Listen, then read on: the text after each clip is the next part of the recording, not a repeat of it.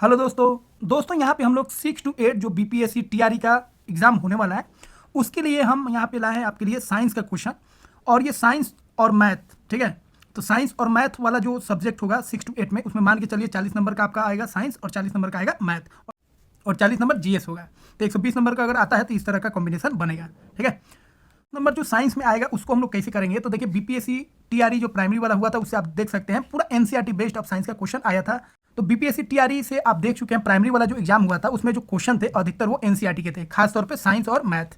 तो साइंस को अच्छा करने के लिए हम लोगों को एनसीईआरटी बेस्ड कॉन्सेप्चुअल क्वेश्चन को करना पड़ेगा। और इसमें दो एग्जाम का, एक सीटेट और एक एनडीए। सीटेट के पेपर को देखिएगा साइंस के, ठीक है, या कोई भी उसका देख लीजिए, मतलब साइंस देख लीजिए या एसएसटी देख लीजिए, या एनडीए के पेपर को देखिएगा आप साइंस के, तो आप देखिएगा जो पूरा एनसीईआरटी बेस्ड है और 6 to 10 जो भी आप पढ़े हैं उसी पे सारा क्वेश्चन यहाँ पे है। तो चलिए हम लोग शुरुआत करते हैं। और आप चाहते हैं आपके साइंस में 40 में मैक्सिमम नंबर है तो आपको ये सेट करना पड़ेगा, क्योंकि ये सारा क्वेश्चन जो है पूरा कॉन्सेप्चुअल है। तो चलिए स्टार्ट करते हैं। पहले सीटेट का हम लोग कंप्लीट करेंगे, ठीक है।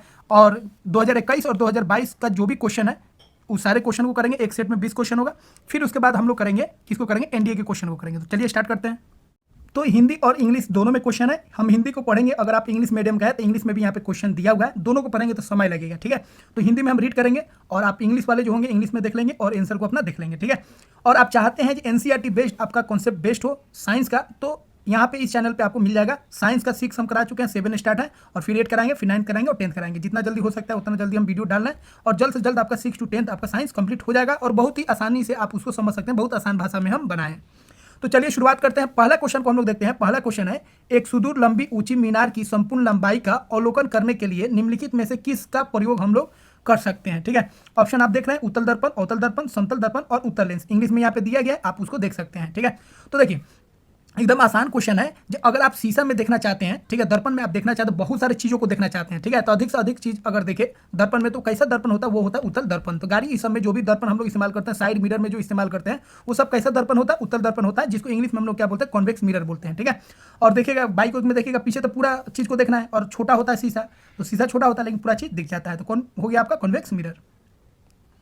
तो जितना भी क्वेश्चन होगा फिर से बता दे, सारा कॉन्सेप्चुअल होगा। वो वाला लूसेंट फुसेंट वाला ये सब वाला क्वेश्चन यहाँ पे नहीं है, ठीक है। घटना चक्र सब का जो देता है वन लाइनर वाला वो सब क्वेश्चन नहीं है। यहाँ पे कॉन्सेप्चुअल है, यहाँ पे क्वेश्चन पढ़ना पड़ेगा और आपको समझना पड़ेगा। और ऐसा ही क्वेश्चन अब बीपीएससी पूछने जा रहा है। वन लाइनर नहीं पूछेगा जो चीटी काटने पर क्या होता है, ये वो क्या होता है, ठीक है, लंग्स का आवाज़ कैसे होता है, लंग्स का, ठीक है, कितना उसमें भाग होता है, ये सब अब क्वेश्चन आने नहीं जा रहा है, ठीक है। तो बच्चा वाला क्वेश्चन नहीं आएगा, अब आपको कॉन्सेप्चुअल क्वेश्चन आएगा।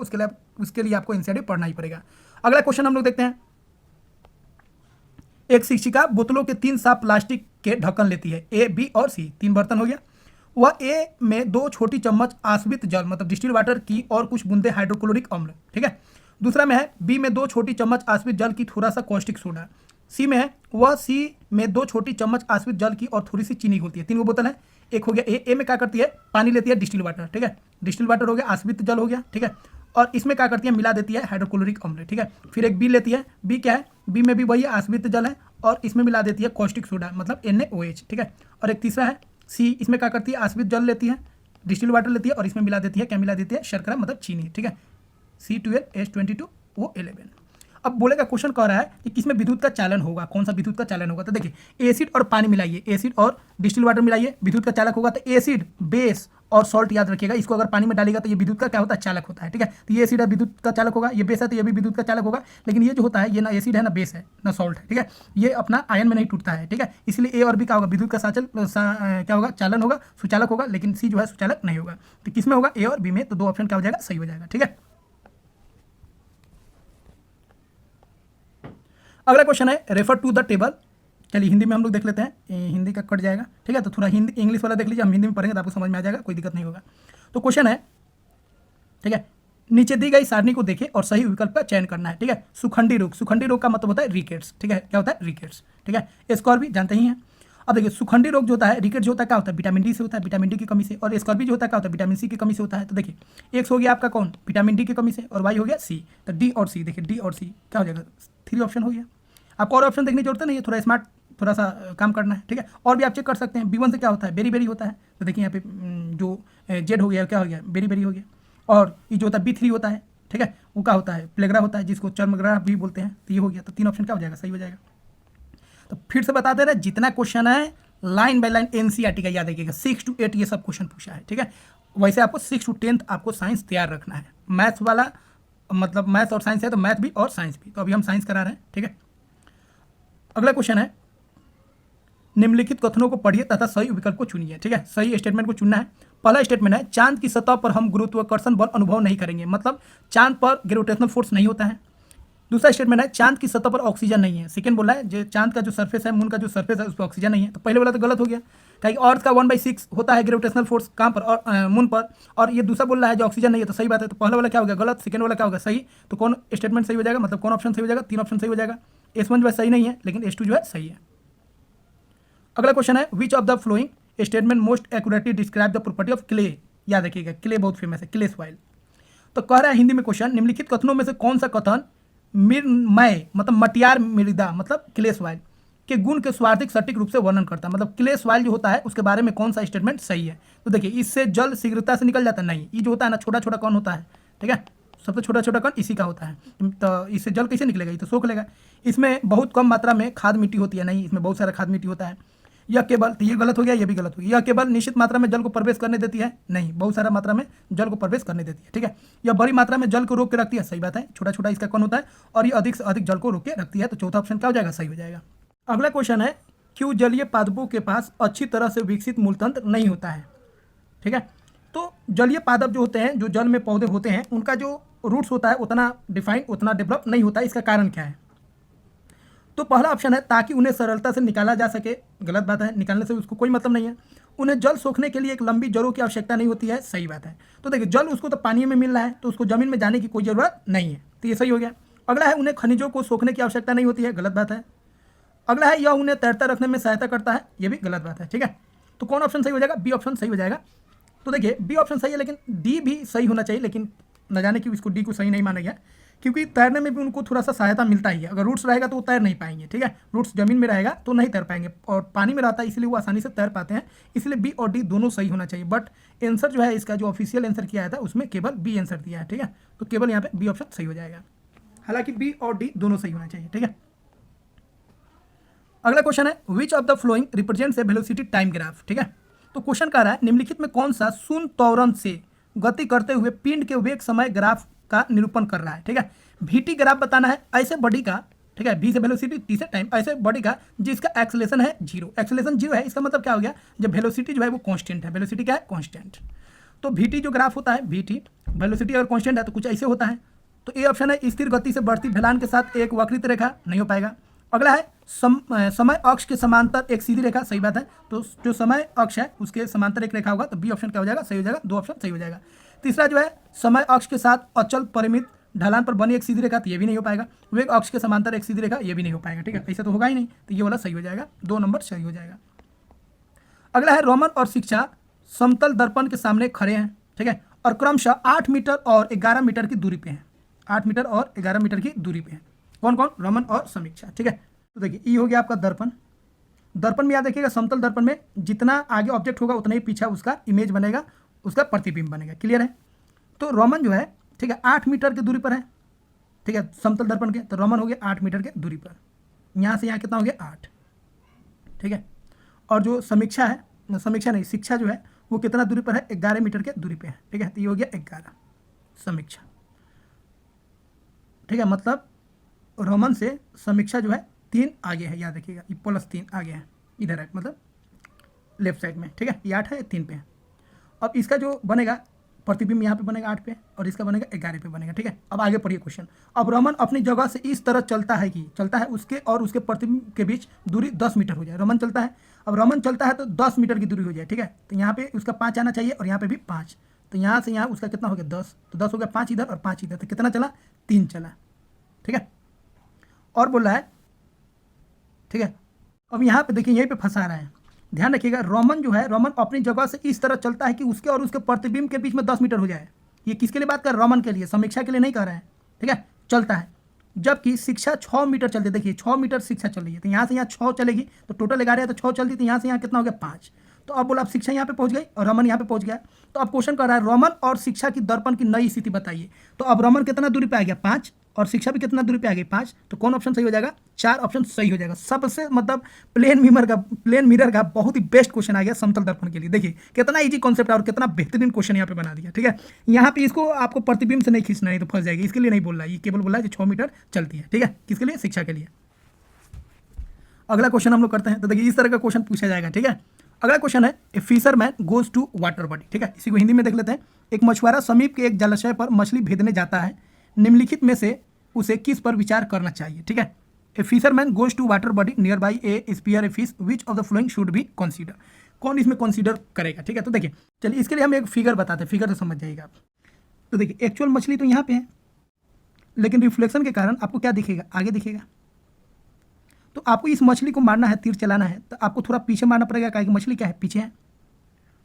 यही बात यहाँ पे लागू होगा। ठीक है, वही करना है। उस मछली को मारने के लिए उसे मछली की आभासी स्थिति से ऊपर बर्छी मारना चाहिए। नहीं, आभासी से ऊपर मारेगा तो और आगे चल जाएगा।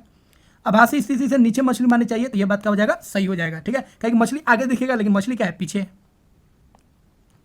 अगला क्वेश्चन है, ये बहुत सिंपल क्वेश्चन है। निम्नलिखित में से कौन सा संबंध घर्षण के परिणाम के बारे में सही है? तो देखिए घर्षण के बारे में जानते ही हैं, सबसे अधिक कौन होता है? स्थैतिक घर्षण। उसके बाद कौन होता है? उसके बाद होता है आपको सर्पी घर्षण। ठीक है, जिसको हम लोग रोलिंग बोलते हैं। तो सबसे अधिक कौन हो जाएगा? Static friction. उसके बाद कौन हो जाएगा? स्लाइडिंग। और सबसे कम हो जाएगा रोलिंग। उसके बाद हो जाएगा लोटन घर्षण। तो बी ऑप्शन क्या हो जाएगा? सही हो जाएगा। ये सीधा एनसीईआरटी में दिया है, इसको ध्यान रखिएगा। अगला क्वेश्चन है, निम्नलिखित में से ऐसे समूच का चयन कीजिए जो सही नहीं है। तो देखिए गुड़न, याद रखिएगा जालिका रूपी जो होता है, जिसका पत्ता जालिका रूपी होता है, उसका जो जड़ होता है, ठीक है, उसका जो जालिका रूपी मतलब गोला टाइप का पत्ता होगा, जिसका ऐसे ऐसे जिसका पत्ता होगा, ठीक है, उसका जो जड़ होता है, याद रखिएगा मूसला जड़ होता है, मूसला जड़। और ऐसे जो पत्ता होगा लंबा एकदम, ठीक है, इसका जो जड़ होता है वो झकरा जड़ होता है। क्या होता है? झकरा जड़। ठीक है, ये 6 में दिया है। तो जालिका रूपी जो है आपका, जालिका रूपी, ठीक है, ये जालिका रूपी हो गया और ये हो गया आपका झकरा जड़ हो गया। ठीक है, झकरा जड़ का पत्ता कैसा होता है? समांतर होता है, समानांतर, याद रखिएगा। तो देखिए जालिका रूपी का क्या दे दिया है? जालिका रूपी का कैसा होना चाहिए? मूसला जड़ होना चाहिए, तो गलत हो गया। पहले वाला क्या हो गया? गलत हो गया। जालिका रूपी दिया है पत्ता, मूसला जड़, ये सही है। समानांतर दिया है, समानांतर का कैसा होना चाहिए? झकरा जड़, ये भी सही है। जालिका रूपी का क्या होना चाहिए? अभी आपको बता दिए मूसला जड़, तो नहीं है, तो गलत हो गया। तो 2 ऑप्शन क्या हो गया? सही। बी और सी क्या हो गया? सही। ठीक है, तो बी और सी क्या हो गया? सही। तो बी और सी हो गया सही, मतलब 1 ऑप्शन आपका सही हो गया। तो बहुत सिंपल कॉन्सेप्ट था, बट देखिए क्वेश्चन को किस तरह फंसा रहा है। ठीक है, तो ये 6 क्लास का था, आपको विश्वास होगा नहीं, आपको लगेगा अरे 10th का है भाई, ये कितना भारी क्वेश्चन दे दिया। ठीक है, तो क्वेश्चन बस जाने का तरीका है, कॉन्सेप्ट में कोई दम नहीं है। अगला क्वेश्चन है, प्रश्नावली में 3 घोल लिए गए ए, बी और सी। ठीक है, चाइना रोज सूचक डालने पर ए हरा हो गया, बी रंगहीन हो गया और सी क्या हो गया? गाढ़ा हो गया। ठीक है, तो देखिए चाइना रोज जो है हरा हो गया। हरा हो गया मतलब पहले जो था वो क्या था? बेस था। क्या था? बेस। बेस में चाइना रोज को डालेंगे तो क्या हो जाएगा? हरा हो जाएगा। और ठीक है, रंगहीन रहा, रंगीन रहा मतलब जैसा था वैसा ही रहा, रंगीन रहा, तो ये हो जाएगा आपका क्या? सॉल्ट। क्या हो जाएगा? सॉल्ट। बी क्या हो जाएगा? सॉल्ट। और सी बोला गाढ़े गुलाबी हो गया, तो गुलाबी किस में होगा? ये होगा एसिड में। तो पहला हो गया आपका बेस, दूसरा हो गया सॉल्ट और तीसरा हो गया एसिड। लेकिन इसमें कोई ऑप्शन नहीं है क्योंकि ये ऑप्शन ने गलत दे दिया था और इसने माना था। ये देखिएगा आंसर शीट में 9 दे दिया और 9 को नीचे लिख दिया है, जो इसका आंसर सभी को, मतलब इसका नंबर सभी को मिला है। ठीक है, तो आंसर क्या होना चाहिए? बेस होना चाहिए, सॉल्ट होना चाहिए, एसिड होना चाहिए। देखिए क्षार, लवण और अम्ल। क्षार, लवण, अम्ल कहीं पे है नहीं। ठीक है, क्षार एक ही है, यहाँ पे लवण होना चाहिए और यहाँ पे अम्ल होना चाहिए, तो ये ऑप्शन सही हो जाता। इसलिए ये ऑप्शन भी सही नहीं है, कोई ऑप्शन सही नहीं है, इसलिए सबका नंबर मिला है। अगला क्वेश्चन है 13 नंबर, इसको हम लोग देख लेते हैं। ठीक है, ठीक है, तो इंग्लिश में देख लीजिए, क्या दोनों एक साथ नहीं आ पाएगा। Study the 2 types of change, 2 तरह का चेंज देखना है। एक फ्लावरिंग ऑफ बर्ड, ठीक है, मतलब कली से फूल बनना। Expansion of iron on heating, ठीक है, आयरन का हीट होना, फैलना। कटिंग ऑफ ग्रास, ए में है ग्रास का कटना, घास का कटना। बॉइलिंग ऑफ वाटर, वाटर का उबलना। अब बोलना फिजिकल चेंज है कि केमिकल चेंज है कि रिवर्सेबल है कि इरिवर्सेबल है। ठीक है, तो उसको हम लोग देख लेते हैं। देखिए कलिका का पुष्प बनना, कलिका का पुष्प, यह आपका क्या हो गया? ये रिवर्सेबल तो है नहीं, इरिवर्सेबल है। ठीक है, मतलब कौन परिवर्तन आ गया? अनुत्क्रमणीय परिवर्तन आ गया। ध्यान से सुनिएगा, बहुत अच्छा क्वेश्चन है। घास काटना, ये भी क्या होगा? अनुत्क्रमणीय हो गया। क्या ये केमिकल चेंज है? यहाँ पे नहीं, केमिकल चेंज नहीं हो रहा है। ठीक है, घास का कटना कोई केमिकल चेंज नहीं है। यहाँ पे देखिए गर्म करने पर लोहे का फैलना, ये क्या होगा? फिजिकल चेंज है। क्या ये रिवर्सेबल है? मतलब उत्क्रमणीय है, परिवर्तित है, तो प्रतिवर्ती है, बदल सकता है। ठीक है, जल का क्वथन, उबलना, ये भी क्या है? फिजिकल चेंज है। ये भी क्या है? प्रतिवर्ती है। ठीक है, और फिजिकल भी है, ध्यान रखिएगा। लेकिन यहाँ पे केमिकल नहीं है, यहाँ पे कोई केमिकल रिएक्शन नहीं हो रहा है। लेकिन ये क्या है? अनुत्क्रमणीय है। अनुत्क्रमणीय, ये आपको 7 में पढ़ाए थे बहुत अच्छा से। ठीक है, तो अनुत्क्रमणीय देखना है। तो देखिए ए वाला तो है अनुत्क्रमणीय, कौन हो गया? ए और बी दोनों ऑप्शन दे रहा है, 3 और 4। अच्छा बी वाला क्या है भाई, बी वाला तो अनुक्रमणीय नहीं है, क्या है, प्रतिवर्ती है, मतलब चेंज हो सकता है। तो क्या हो जाएगा, 3 ऑप्शन क्या हो जाएगा, सही हो जाएगा। तो कितना बेहतरीन क्वेश्चन सेट किया है, इसको आप देख सकते हैं। मजा कब आएगा, जब इसके बारे में आप पढ़िएगा तब। तो एनसीईआरटी के क्लास 7 में जो हम पढ़ाए हैं फिजिकल चेंज केमिकल चेंज, उसको पढ़िएगा तब आपको मजा आएगा और समझ में आएगा। अब वो सब अब लुसेंट फुसेंट घटना चक्र सब का अब नहीं बारी है, ठीक है। अब वो सबको भी मॉडिफाइड करना पड़ेगा बीपीएससी को देख के, ठीक है। अब वो क्वेश्चन नहीं आने जा रहा है, ठीक है। ये इसमें इस फॉर्म में कौन एसिड होता है, ठीक है, इमली में कौन एसिड होता है, दूध में कौन एसिड होता है, ठीक है, न्यूटन का सेकंड लॉ क्या है, थर्ड लॉ क्या है, वो सब अब नहीं आने जा रहा। कॉन्सेप्चुअल क्वेश्चन जिस तरह सीटेट का है, एनडीए का है, उस तरह क्वेश्चन आएगा। अगला क्वेश्चन है, अमीबा, स्टारफिश, चींटी और मकड़ी में क्या समानताएं हैं, ठीक है। तो देखिए उसमें सभी में जाते हैं, सभी में तो बैकबोन होता ही नहीं है, तो वे सभी रीढ़ की हड्डी होती हैं, तो यही सही हो जाएगा। उन सब के शरीर पर स्केल सल्क होते हैं, नहीं होते हैं, किसी में होता है किसी में नहीं होता है, ठीक है। वे प्रजनन के लिए अंडे देते हैं, नहीं, अंडा नहीं देता है, ठीक है। वे जल में रहते हैं, तो देखिए कुछ जल में रहता है कुछ जल में नहीं रहता है, जैसे स्टारफिश हो गया जल में रहता है, अमीबा जो है जल में रहता है। तो सबके लिए बोल रहा है, प्रजनन करते हैं, कुछ प्रजनन करता है कुछ नहीं करता है, ठीक है, बात समझे। उन सब के शरीर पर सल्क होता है, किसी में होता है किसी में नहीं होता है, बात समझे। तो आपको ध्यान रखना है क्या, जिस सब में जो हो, तो सब में जो होता है वे सभी में रीढ़ की हड्डी नहीं होता है। तो ए ऑप्शन क्या हो जाएगा, सही हो जाएगा, ठीक है। तो 14 का 1 ऑप्शन जो है वो क्या हो जाएगा, सही हो जाएगा। अगला क्वेश्चन है, एक पत्ते के मांड की उपस्थिति को जांचने के लिए प्रयोग करने नीचे दिए गए चरण है, निम्नलिखित में से कौन सा चरण आवश्यक नहीं है उसको बताना है, ठीक है। तो देखिए ये भी क्वेश्चन 6 क्लास का है, 7 में भी इसका चर्चा किया गया है, तो इसको देख लेते हैं। बहुत अच्छा क्वेश्चन है, एक्सपेरिमेंट जो है ना क्रियाकलाप जो देता है उसी पे क्वेश्चन है। पत्ते को पहले पानी में उबाले और फिर अल्कोहल में, सही बात है, उबालना है आपको। दूसरा है विरंजित पत्ते को धोना है। पत्ते को आंच पर गर्म करें, नहीं भाई गर्म करेंगे तो फिर कैसे चेक होगा, ये स्टार्च है उसमें खत्म हो जाएगा, ठीक है। तो कैसे हम चेक करेंगे मंड को, ठीक है। विरंजित पत्ते पर कुछ बूंद आयोडीन घोल को डालें, तो घोल को डालेंगे आयोडीन का, तभी तो चेक होगा जो उसमें स्टार्च है कि नहीं। तो ये तीसरा वाला तो एकदम गलत हो गया, ये करना ही नहीं, पत्ते को आंच पर नहीं गर्म करना, आग में उसको नहीं डालना है, ठीक है। तो गलत चुना था, तो 3 ऑप्शन सही हो जाएगा, गलत है ये, ठीक है। अगला है, चक्रवात तटीय क्षेत्रों में मृदा की उर्वरता को कैसे घटाते हैं। जहाँ पे चक्रवात होता है वहाँ पे, ठीक है, जो सॉइल इरोजन होता है वो कैसे होता है, वहाँ पे जो फर्टिलिटी है सॉइल का वो कैसे घट जाता है, ठीक है। तो यहाँ पे फर्टिलिटी का बात हो रहा है, फर्टिलिटी ऑफ सॉइल, जो मृदा है उसका उर्वरता जो है वो कैसे कम हो जाता है, ठीक है। तो उस स्थान के भौम जल स्तर को बढ़ाकर, जल स्तर वहाँ पे बढ़ जाता है, इसके कारण उस स्थान के भौम जल स्तर को घटाकर, भौम स्थल जो होता है नीचे जमीन का जो पानी होता है उसको घटाकर, भूमि को लवण जल से बाढ़ग्रस्त करके। तो देखिए ये रीजन हो गया, जब जमीन पर ज़्यादा से ज़्यादा लवण हो जाएगा तो पूरा मिट्टी क्या होगा, लवणीय हो गया, तो वहाँ पे फसल उगेगा नहीं, क्योंकि फसल के उगने के लिए मिट्टी का एक खास पीएच होना चाहिए, उसी पीएच पर न क्षारीय होना चाहिए, न लवणीय होना चाहिए, न अम्लीय होना चाहिए, उसका एक रेंज होता है, उसके बीच में रहेगा, तब जाके वो क्या होगा, बात समझ रहे हैं, उस पर फसल उगेगा, उर्वर होगा। लेकिन लवण ज़्यादा हो जाएगा तो दिक्कत हो जाएगा। तो यही कारण होता है बाढ़ ओढ़ आता है, ठीक है, या बाढ़ ओढ़ नहीं मतलब कोस्टल एरिया, जहाँ पे समुद्री एरिया, समुद्र से क्या आएगा, पानी आएगा, और समुद्र के पानी में क्या होता है, लवण होता है, और जितना दूर तक ये लवण जाएगा वो क्या होगा, वो मिट्टी खराब हो जाएगा। लेकिन यही बाढ़ का पानी जब आता है तो देखिए मिट्टी क्या हो जाता है, और उर्वर हो जाता है और फर्टिलाइज हो जाता है। तो दोनों का अलग अलग कंडीशन, यहाँ पे लवण आ रहा है, ठीक है, और यहाँ पे लवण नहीं आता है। अगला है, निम्नलिखित कथनों में से कौन से सा कथन निराई के संबंध में सही नहीं है। जो निराई होता है, ठीक है, उसके बारे में बताना है कौन सा सही नहीं है, ठीक है, जिसको हम लोग बोलते हैं वीडिंग, खरपतवार को, इस सबको साफ करना, उसी को हम लोग क्या बोलते हैं, वीडिंग बोलते हैं, ठीक है। पहला है, मृदा मिट्टी की जुताई खरपतवार को उखाड़ने और मारने में सहायता करती है, ठीक है। तो मिट्टी की जुताई में बहुत सारा खरपतवार खत्म हो जाता है, सही बात है। खरपतवार ना सिर्फ फसलों और किसानों के लिए हानिकारक नहीं है, हानिकारक है भाई, टीका हो गया, गलत हो गया। निराई फसलों की कटाई से ठीक पहले करनी चाहिए, गलत बात है, बाद में करनी चाहिए। जमीन के समीप की खरपतवार को उखाड़ने के द्वारा समाप्त किया जा सकता है, सही बात है। तो गलत चुना था, तो बी और सी क्या हो गया, गलत हो गया, ठीक है। तो ए ऑप्शन क्या हो जाएगा, सही, बी और सी गलत चुना है, ठीक है। तो एक ऑप्शन क्या हो जाएगा, सही हो जाएगा। अगला क्वेश्चन है, रॉकेट ईंधन की विशेषताएं बताना है, क्या है। यह हल्का होता है, सही बात है, हल्का होता है क्योंकि इसमें हाइड्रोजन होता है।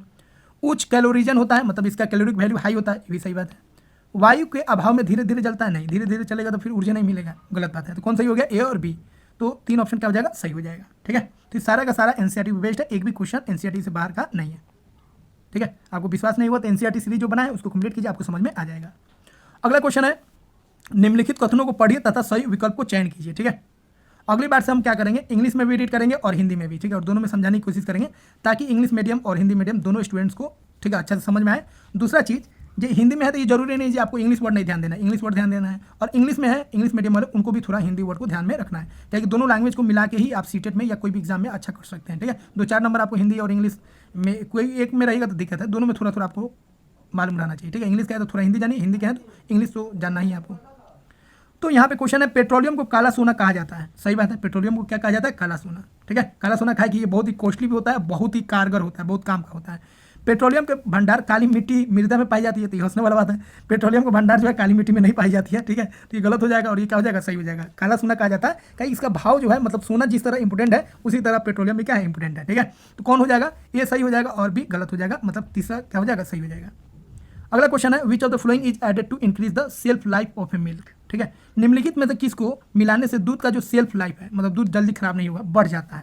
ठीक है, तो सेल्फ लाइफ जो है कैसे बढ़ेगा? तो देखिए, एक तो आपको मिला देना, बेस मिला देना है, क्योंकि दूध जो होता है, दूध वो एसिडिक होता है, खराब हो जाता है, लैक्टिक एसिड बन जाता है, दही बन जाता है, तो उसमें आपको सोडियम, दूध वाला ये सब मिलाता है, सोडियम बाइकार्बोनेट आपको मिला देना है। ठीक है, सोडियम बाइकार्बोनेट, जिसको हम लोग क्या बोलते हैं? खाने वाला सोडा बोलते हैं। क्या बोलते हैं? खाने वाला सोडा। खाने वाला सोडा मिला दीजिएगा तो वो एसिड को बनने नहीं देगा, खराब नहीं होगा। ठीक है, सोडा एक तो सही है, लेकिन सीटेट जो है, सीटेट वाला जो आंसर दिया उसमें दो भी सही माना है, एक और दो, लैक्टिक अम्ल। लैक्टिक अम्ल ये क्यों दिया है? अगर दूध को सेल्फ जीवन, तो इसमें हमको थोड़ा सा क्लियर नहीं है। ठीक है, ऐसा अगले वीडियो में इसको हम देखेंगे लैक्टिक अम्ल क्यों दिया है। ये पहला बात तो सही है, दूसरा ऑप्शन भी दे दिया है। ठीक है, इसको आपको चेक करके हम बताएंगे। ठीक है, तो दोस्तों मिलते हैं अगले वीडियो में। तो जल्द से जल्द हम लोग दोस्तों सीटेट वाला साइंस को कंप्लीट करेंगे, फिर हम लोग एनडीए का साइंस को कंप्लीट करेंगे। कैसा लगा आपको कमेंट बॉक्स में जरूर बताइए, और ये क्वेश्चन कैसा है उसके बारे में भी आप बताइए, जो क्वेश्चन अच्छे हैं, खराब है, क्या है, कॉन्सेप्चुअल है कि नहीं है, और इसी तरह के क्वेश्चन आपके बीपीएससी टीआरई में आने वाले हैं। तो मिलते हैं दोस्तों अगले वीडियो में। जय हिंद दोस्तों।